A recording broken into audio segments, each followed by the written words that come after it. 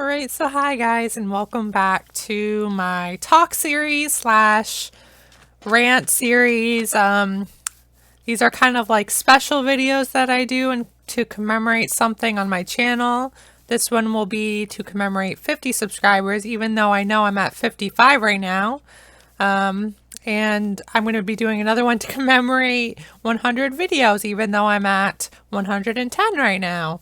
So I'm a little late on these, so I hope you guys will forgive me, but don't worry if these things aren't your thing. These will not be replacing my gameplay video upload schedule. These will just be in addition to the videos I normally upload. So do not worry about that. I'm just going to be wandering around this Ocarina of Time Minecraft world while I talk to you guys. It's really easy to record on Minecraft, so that's just going to be the platform for now that I'm going to be using. So I'm recording Life is Strange currently, I'm uploading Life is Strange currently. The reason why I'm not doing two LPs at the same time, which is what I normally do, is because I had to... Okay, see, I started recording Life is Strange back in February, or I think maybe late January. I can't remember.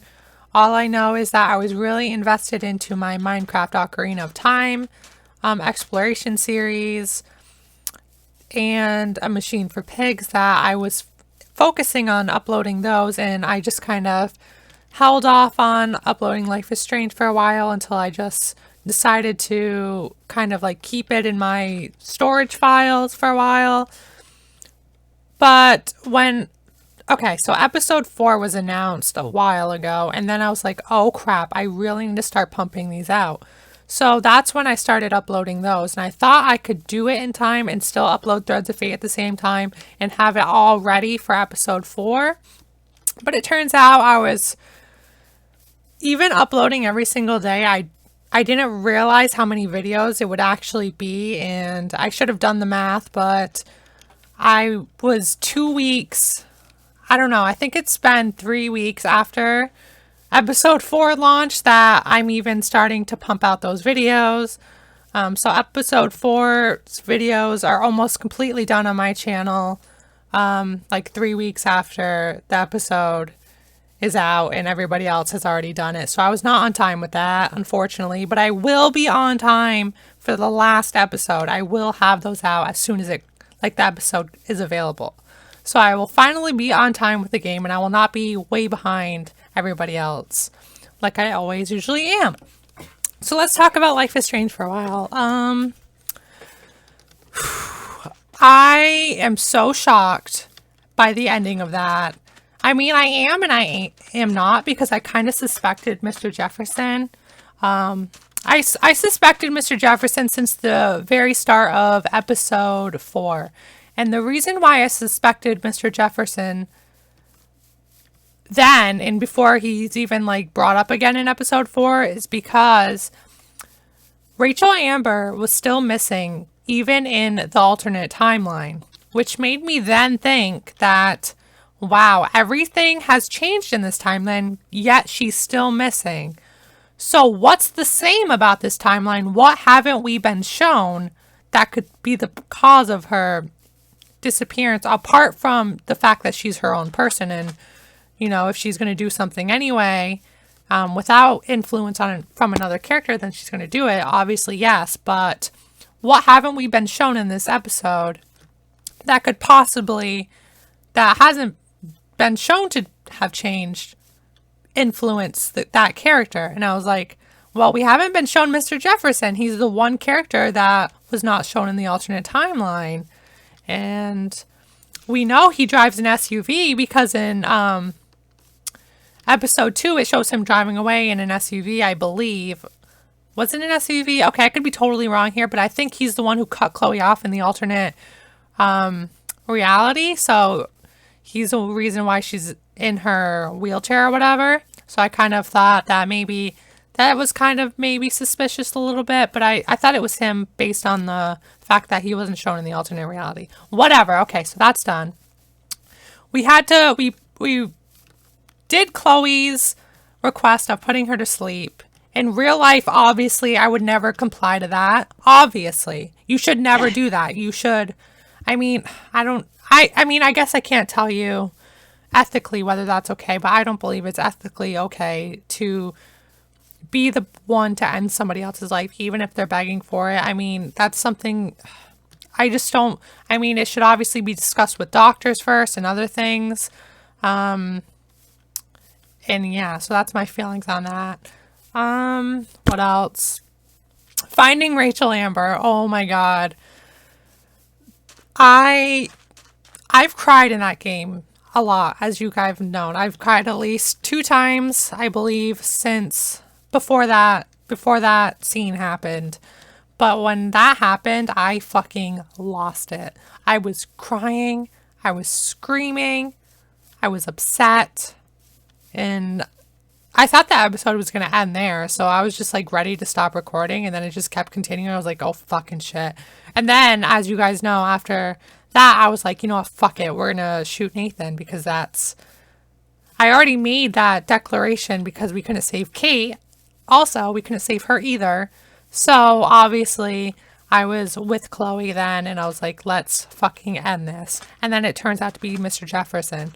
So, it makes me wonder whether, I mean, Nathan is obviously involved. There's no debating about that. He's obviously involved somehow. But that doesn't mean, and I've gotten into many YouTube comment arguments with people over this, but that doesn't mean he knows about the murders. He doesn't know. I mean, he's obviously knows about the kidnappings because he's helped do it, but that doesn't mean he knows about the death of Rachel Amber. He doesn't, because in episode 3, when you're wearing Rachel Amber's clothes, and I think this is the reason why Max does this, is because they kind of want to bring about a way to kind of shed some innocence on Nathan in a way. Because when Max approaches and puts her hand on the table, he kind of like jumps and he's like, Rachel? Like as though he doesn't know she's dead, because obviously if he was involved in like burying her or whatever, then he obviously would not, under any circumstances, assume that she had shown up at the diner. But the thing is, just even the opposite is likely, that another theory is correct, in that there's another theory going on out there that Rachel has time powers just as Max did, and that could be a reason why Mr. Jefferson is kidnapping girls. I mean, obviously he's kidnapping to take pictures of them, but I feel like either Rachel or Mr. Jefferson might also have time powers, because Rachel Amber is loved by every single person except for Victoria. And why I think she has time powers because of that fact is because in my playthrough, having time powers made me pretty much liked by every single person except for Victoria and David Madsen. And Rachel wasn't liked by David Madsen either. So there's the similarity between the two. Max and Rachel were loved by every single person except for Nathan, Victoria, and David Madsen. They share that. That being said, there's another theory where Rachel and Max are the same person. I do not believe in this theory because even though they share the same height, whatever, they do not share the same face at all. They don't share the same tattoos. And obviously, if they had the same face, Chloe would have said something or whatever. So there's that. And people also like to say that, well, Max was gone for all this time. Maybe she has no memory and she thinks she's been in Chicago or whatever. I'm like, no, she has pictures of her time in Chicago. She has pictures of herself and her friends from her time in Chicago. So that's not true. So that being said, Max has been kidnapped by Mr. Jefferson. Chloe has been shot. My thoughts on this is that Max is going to somehow go back in time and reverse everything. Chloe is symbolized by the blue butterfly, meaning she is not meant to be saved because, sure, we saved her in the bathroom, but then she almost dies by the train. She almost dies. In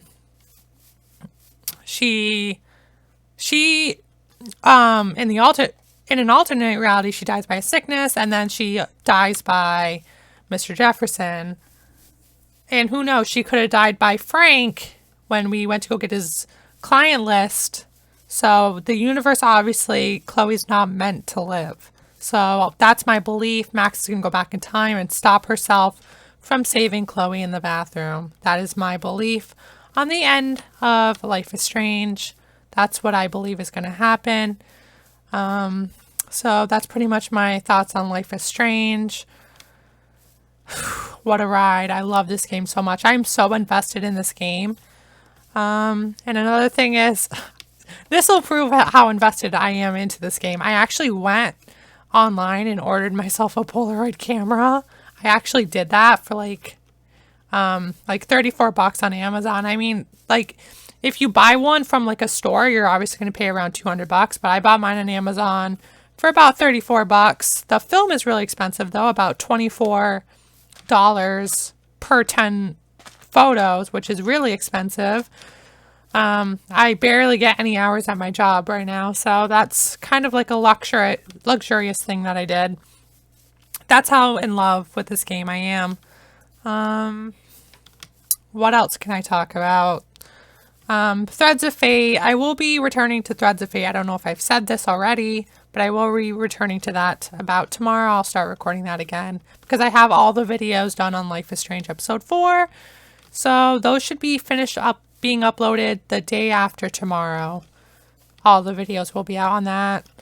What else can I talk about? I talked about Life is Strange. I've talked about my recording. So okay, here's another thing I can talk about. YouTube comments. YouTube comments are funny things. Okay, so if you're a YouTuber, some advice I can pass along, in my brief knowledge and experience of being one, is that you can't let comments get to you.